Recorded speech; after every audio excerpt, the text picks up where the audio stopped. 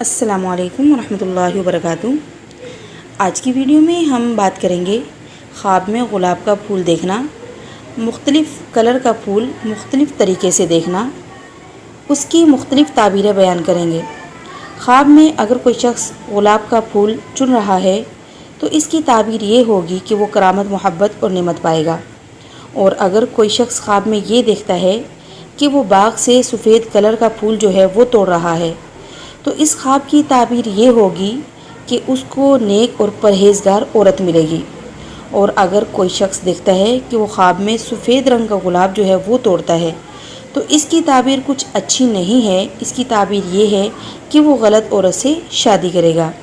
ख्वाब में अगर कोई शख्स पीले रंग का गुलाब देखे, मतलब वो देखता है कि पीले रंग का गुलाब है और उसको वो सूंघ रहा है, तो इसकी अलामत ये है कि वो मरीज़ा औरत से निकाह करेगा।